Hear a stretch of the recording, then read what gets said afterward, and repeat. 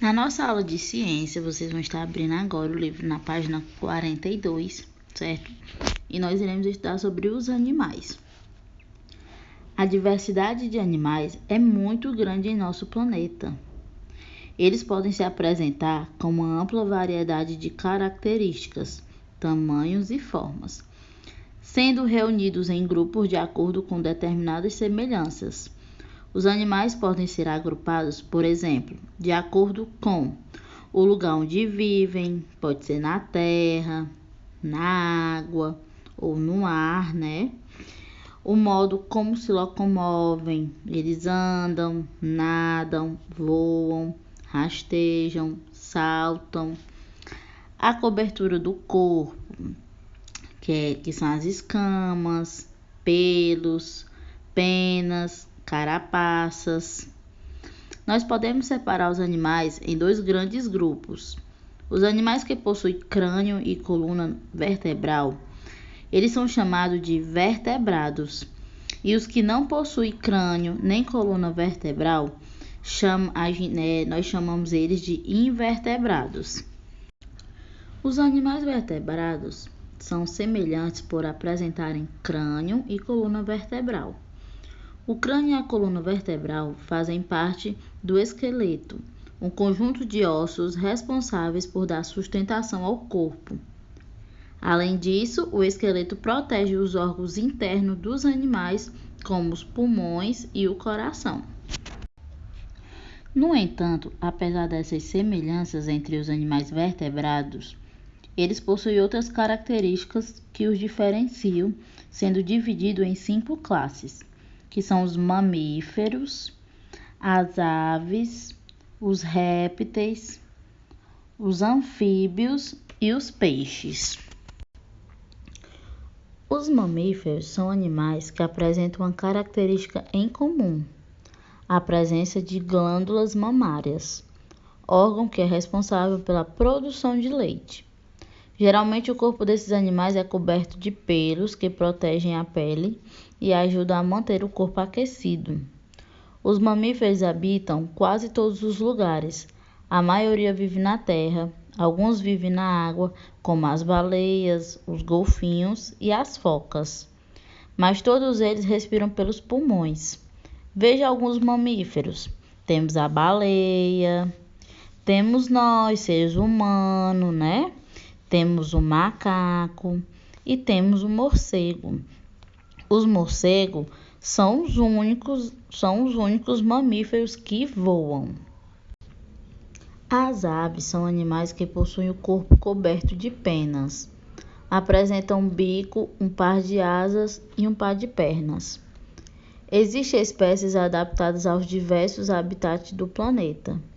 Esses animais podem viver em ambientes terrestres ou aquáticos e, assim como os mamíferos, respiram pelos pulmões. Vários representantes desse grupo desenvolveram a capacidade de voar, enquanto outros, como o pinguim, não é capaz de alçar voo, mas usa suas asas para nadar. Então temos aí o exemplo das aves, né? O pinguim, o beija-flor e a galinha. As galinhas são exemplos de aves que se adaptaram à vida no ambiente terrestre. Temos os répteis, que são animais que têm o corpo coberto por placas ou escamas. Os lagartos, os jabutis, os jacarés, as tartarugas e as cobras são exemplos de répteis. Os répteis vivem em ambiente aquático ou terrestre e locomovem-se nadando, andando ou rastejando. São animais que respiram pelos pulmões, mesmo as espécies aquáticas, como as tartarugas marinhas, que precisam subir até a superfície para respirar. Anfíbios, os sapos, as rãs, as pererecas, as salamandras e as cobras cegas são exemplos de anfíbios. O nome anfíbio significa duas vidas.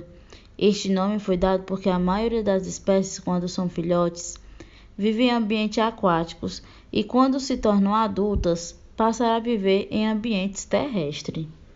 Enquanto vivem na água, os anfíbios respiram através de brânquias, como é o caso dos girinos, filhotes de anfíbios. Já os adultos que vivem na terra respiram por meio dos pulmões e também através da sua pele, que é bastante fina. Você sabe o que é uma metamorfose? A metamorfose é um processo que transforma um anfíbio jovem girino em um adulto. Durante esse processo, os animais perdem a sua cauda e aparecem as patas traseiras e dianteiras.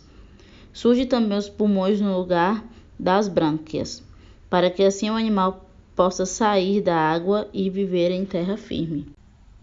Os peixes são animais que habitam o ambiente aquático, como os mares, rios e lagos, e conseguem se movimentar nesses ambientes com auxílio das nadadeiras.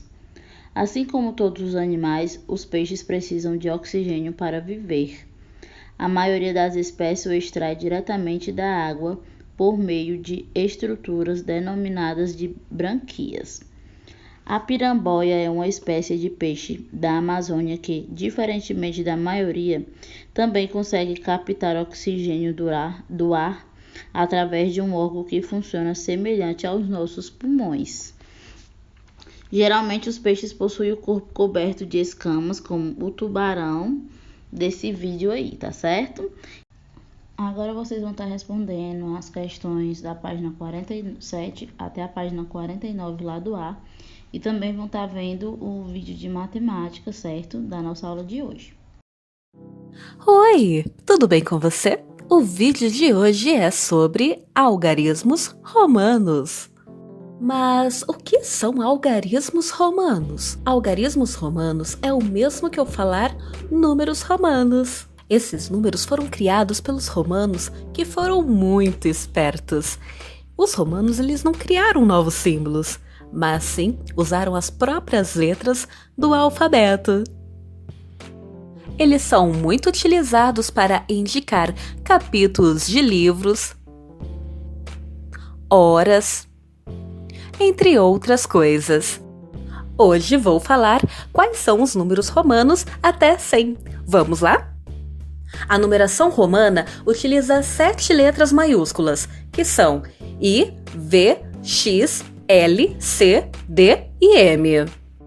O I é o 1, V, 5, o X é o 10, o L é o 50, C é o 100, o D, 500 e o M é 1000.